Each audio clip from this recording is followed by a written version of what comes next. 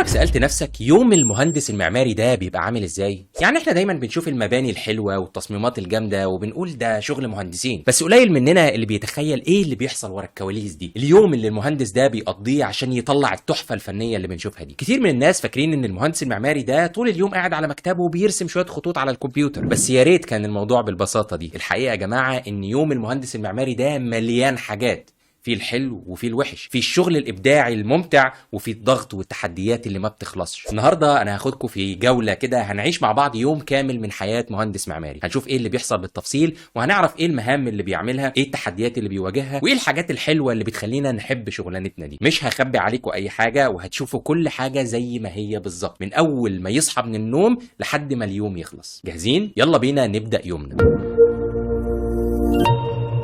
الساعة دلوقتي حوالي 7 الصبح، المنبه بيرن. طبعا أول حاجة كلنا بنعملها بنطفي المنبه ونقول كمان 5 دقايق بس الحق يتقال، المهندس المعماري غالبا ما بيقدرش ينام ال5 دقايق دول، دماغه بتكون شغالة من قبل ما يفتح عينه، بيبتدي يفكر في المشاريع اللي عنده وفي المواعيد اللي لازم يسلمها وفي المشاكل اللي ممكن تظهر في الموقع. يعني الشغل بيبدأ معانا من قبل ما نروح الشغل أصلا. بعد ما بنقوم بالعافية من السرير بنجهز بسرعة، بنشرب قهوة أو نسكافيه عشان نفوق ونبتدي يومنا، وطبعا على حسب كل واحد، في اللي بياخد مواصلات، في اللي بيركب عربيته، وفي اللي مكتبه قريب وبيروح مشي. وصلنا المكتب بتاع المهندس ده بيبقى عامل زي خلية نحل بالظبط، بيبقى فيه دوشة وحركة، بيبقى فيه ناس بتتكلم في التليفون، ناس بترسم، ناس بتتخانق على آخر كوباية قهوة، جو كده مليان طاقة وشغل. واول حاجة بيعملها المهندس اول ما يوصل المكتب انه يشوف ايه اللي مستنيه النهارده، يفتح الايميل يشوف لو في رسائل مهمة من العملاء او المقاولين او حتى من زمايله في المكتب، لازم يرد على كل حاجة بسرعة عشان مفيش حاجة تتعطل. بعد كده يراجع جدول المهام بتاعه، يشوف ايه الحاجات اللي لازم يخلصها النهارده بالذات. وطبعا كل يوم بيبقى فيه اولويات، في حاجات لازم تخلص دلوقتي حالا وفي حاجات ممكن تستنى شويه، لازم يكون منظم ويعرف يدي كل حاجه حقها. غالبا اول حاجه في يوم المهندس بتكون اجتماع، يا اما اجتماع مع فريق العمل عشان يراجع مشروع معين، او اجتماع مع عميل جديد عشان يفهم متطلباته، يا اما اجتماع مع مقاول عشان يتناقش في تفاصيل التنفيذ. الاجتماعات دي مهمه جدا لانها بتخلينا كلنا on the same page او على نفس الصفحه زي ما بيقولوا، فبنتناقش في الافكار وبنحل المشاكل وبنحدد الخطوات اللي جايه هتكون ايه. الاجتماع ممكن ياخد حوالي ساعه، ممكن ياخد ساعتين على حسب الموضوع،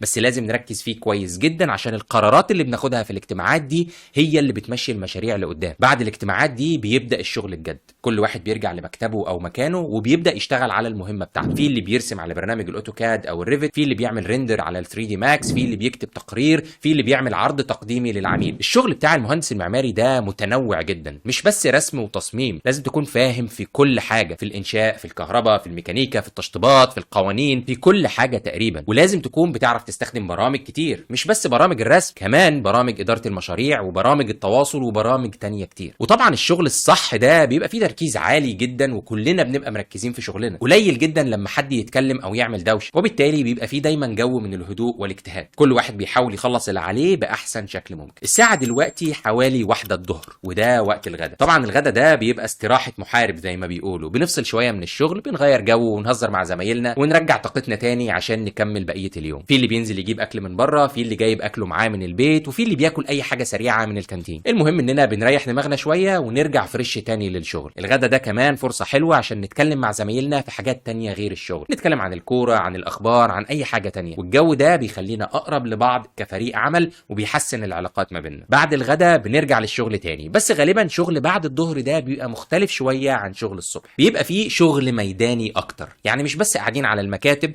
ولكن ممكن ننزل زياره لموقع مشروع قيد التنفيذ عشان نتابع الشغل ونشوف لو في اي مشكلات او ملاحظات، ولازم نكون موجودين في الموقع بشكل دوري عشان نتاكد ان كل حاجه ماشيه زي ما خططنا لها بالظبط. ممكن كمان يكون عندنا اجتماع مع مقاول في الموقع عشان نتناقش في تفاصيل التنفيذ او نحل اي مشاكل ظهرت في الموقع. والاجتماعات اللي في الموقع دي بتبقى برضو مهمه جدا لانها بتخلينا نشوف المشاكل على الطبيعه ونقدر ناخد قرارات اسرع وادق. في كمان شغل تاني بعد الظهر زي اختيار الخامات، يعني ممكن نروح مع عميل لمعرض تشطيبات عشان نختار سيراميك او دهانات او اي خامات تانية للمشروع، واختيار الخامات ده برضو مهم لانه بيأثر على شكل المشروع النهائي وعلى جودته. يوم المهندس المعماري مش كله بيبقى بيبقى وردي وسهل كده زي ما وصفته، في ايام بتبقى صعبه جدا ومليانه تحديات ومشاكل وضغوط، وممكن فجاه يظهر مشكله في التصميم، حاجه ما كنتش واخد بالك منها ولازم تحلها بسرعه عشان المشروع ما يتعطلش. وممكن عميل يغير رايه في اخر لحظه ويطلب تعديلات كبيره في التصميم، ولازم تعمل التعديلات دي في وقت قياسي. وممكن مقاول تاني يتاخر في التنفيذ او يعمل حاجه غلط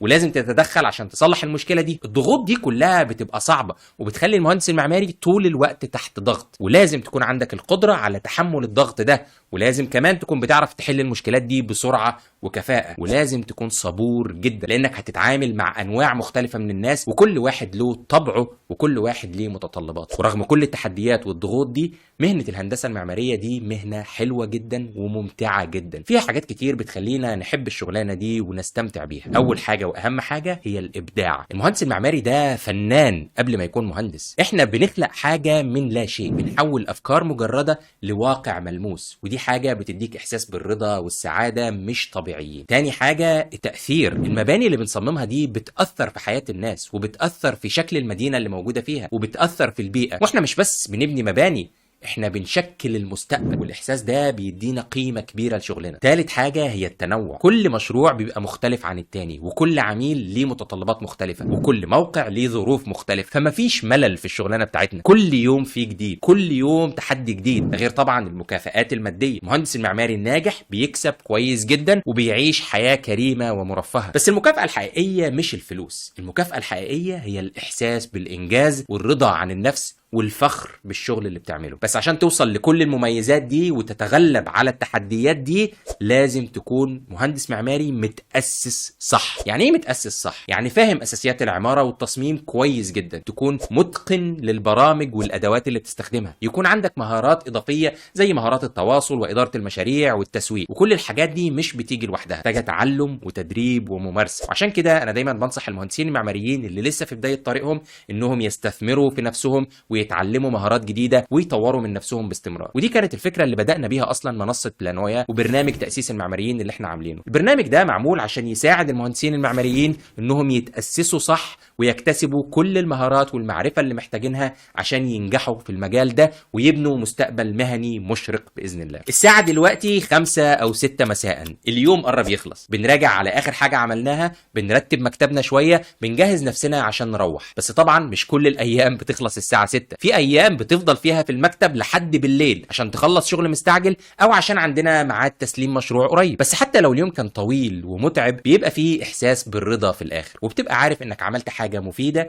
وانك انجزت حاجه وانك قربت خطوه من تحقيق هدفك. قبل ما بنمشي من المكتب بنراجع جدول المهام بتاعه بكره، بنشوف ايه الحاجات اللي لازم نعملها عشان نكون مستعدين ليوم جديد مليان شغل وتحديات ومفاجآت. زي ما شفتوا يوم المهندس المعماري ده مليان حاجات، فيها الحلو وفيها الوحش، بس في الاخر هي مهنة ممتعة جدا ومجزية جدا للي بيحبها وبيديها من قلبه. لو انت لسه طالب عمارة او مهندس معماري في بداية طريقك وعجبك اللي شفته النهاردة وحسيت ان المهنة دي ممكن تكون مناسبة ليك، انا بشجعك انك تمشي في الطريق ده وتجرب نفسك، وما تخافش من التحديات وما تخافش من الضغوط. كل حاجة بتيجي بالتعلم والاجتهاد والممارسة. ولو عاوز تبدأ بداية صحيحة وتتأسس صح في مجال العمارة والتصميم، انا برشح لك برنامج تأسيس المعماريين بتاعنا، عشان هو معمول بالظبط عشان كده. هتلاقي فيه كل اللي محتاجه عشان تبني قاعدة قوية وتنطلق في مسارك المهني بثقة ونجاح. اتمنى تكون الجولة دي في يوم المهندس المعماري عجبتكم واستفدتوا منها، ولو عندكم اي اسئلة او استفسارات اكتبوا لي في التعليقات تحت الفيديو ده وانا هرد عليكم باذن الله. متشكر جدا لمتابعتكم، اشوفكم الفيديو اللي جاي باذن الله.